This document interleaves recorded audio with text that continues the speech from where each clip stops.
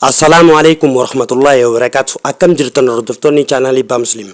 Arra barnoota haalaan barbaachisaa ta'ee fi barnoota bareedaa tokkoon isiniif qabadee dhufee barnoonni keenya kanarraa maal yoonaan jettan akkamitti baatirii bilbila keenyaa yeroo dheeraadhaaf itti fayyadamuu dandeenyaa fi akkamitti bilbilli keenya yoo kan dafee chaarjii fixu ta'e jechuudha.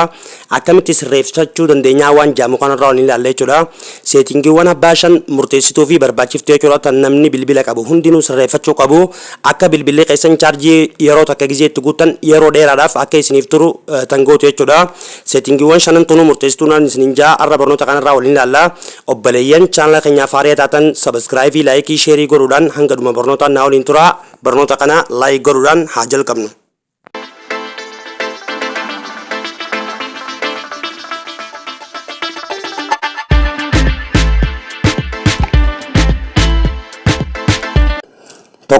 Tokkoffaan seetingii bilbila keessanii keessa galtan. Eega seetingii bilbila keessanii keessa kana galtanii booda googilii bakka turanii tuqattan. Google irratti eega kanatti tuqattanii booda akkanatti isinii fida jechuudha. Akkanatti isinii fida bakka tuqaa sadii tan irratti inni tuqattanii jechuudha. Gizee kanatti tuqattan barreeffama lama isinii fida. Kan gubbaa usage kan irratti tuqattanii jechuudha. Ani amma ofii ta'ee jira jechuudha. Kiyya kun ofii ta'ee jira. Amma keessan dhibbarraan dhibbatti akkanatti isinii fida jechuudha. Akkanatti on ta'ee isinii fida jechuudha. On ta'ee isinii fida maal godhattan ofii godhattanii jechuudha. Akka bilbilli keessan chaarjii keessan isiniif qusatu jecha. Kanarraa deebinaa seetingii lammaffaarra waliin haa dabarru. Lammaffaanis seetingii bilbila keessanii keessa galtan. Eega seetingii keessa akkana seentanii booda bakka display jettu tanarra ni tuqattan. Display tanarra gizee tuqattan booda akkanatti isinii fida. Maali amma kanuma duraa kana yoo ilaalle jechuudha. Ifaa kanatti guddisuudhaaf irraa xiqqeessuudhaaf isin fayyada.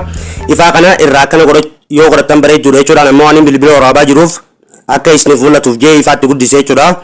Akkanatti kun isa barbaachisaadha. Akkanatti firaarraa fitu qabdan jechuudha. Barbaachisaadha baatirii bilbila keessanii qusachuudhaaf. Kan itti aanu ammoo bilbila keessan chaarjii akka isiniif qusatu godhuudhaaf darkii moodii kan jiru kan tokkoffaarra jiru kana on godhachuu qabdanii jechuudha. Kana gizee akkanatti on godhattee bilbilli keessan yeroo guyyaa akka ifumaaf isiniif ifuuf isin fayyada. Yeroo halkanii jechuudha akka isiniif akkanatti dukkanaa'u isiniif godha jechuudha. Ija keessaniif illee baay'ee barbaachisaadha. Seetingii sadaffaa taa dabarru. Sadaffaa gad dhuftanii sararnaaf tuqattan akkana bilbila keessan qabdan jechuudha. Bilbila keessan akkana qabdan kunooti ni jira jechuudha. Power saving qajoo kana power saving kana on godhatan jechuudha. Power saving kana on godhatan jechuudha. Hundi keessanuu power saving kana chaarjii keessan akka isiniif qusatamu barbaannaan on godhatan jechuudha. Namni waan bilbila waraabaa jiruufin on hin godhin jechuudha.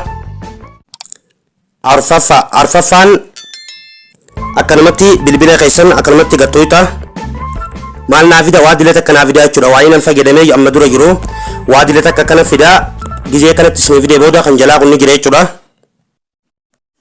Kan jalaa kanarratti qottanii jechuudha. Kiloosii ol kajoo kanarratti jechuudha.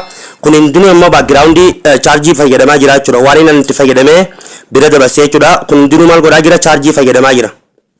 Chaarjii keessan akka isin duraa hin fayyadamneef maal godhatan kiloosii ol kajoo kana tuutanii jechuudha. Bilbilarraa bilbilatti garagara gizee kana tuutee garii eksii gubbaarra sii fida eksii sanarraa tuutee irraa balleessitaa jechuudha. Kunoo kana sii fiduu qaba.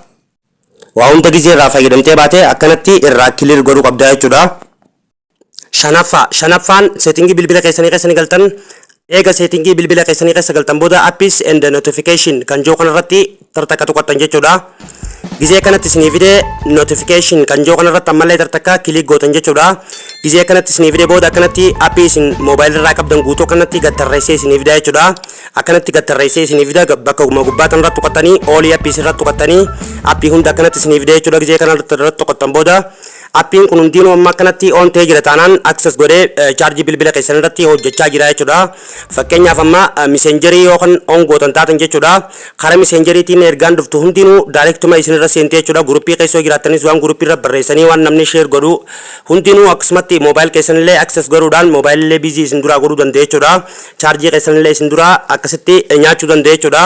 Yoo off irraa gootan bareedaadha jechuudha. Waan barbaachisaa waan itti fayyadamnettanii addan jechuudha. Waan yoo on ta'ee isin rakkisu geessu jechuudha. Beeksisni sana akka isin irratti hin seenneef hunda isaa of yoo ofirraa gootan bareedaadha jechuudha. Waan itti akkamtan fakkeenyaaf amma akka miseejii faa yoo on godhatan bareedaadha jechuudha. Yeroo miseejii namni isiniif barreesse akka daayirektii miseejiin isiniif seentu jechuudha. San amma yoo on godhatan bareedaadha jechuudha. YouTube illee akkasumatti yoo on godhatan bareedaadha jechuudha. Maaliif akka viidiyoo namni sirratti gizee namni viidiyoo gadhiise daayirektu marketanii viidiyoo saniif fayyadamtaniif jechuudha. Waan isin hin fayyadne Facebook illee akkasuma waan isin hin fayyadne hundaa'u yoo of irraa gootan bareedaadha jechuudha. Waan isin fayyadu qofa waan itti fayyadamtanii yaaddan qofa yoo on godhatan baatirii bilbila keessaniitiif baay'ee barbaachisaadha jechuudha. Barnoonni keenya kanarraa kana fakkaataa akka waan guddaarraa barattan abdii guddaan qaba.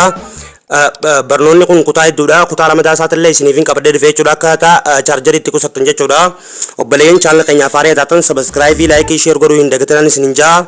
Hanga barnoota biraatiin walitti deebinuun nagaan naaf tura.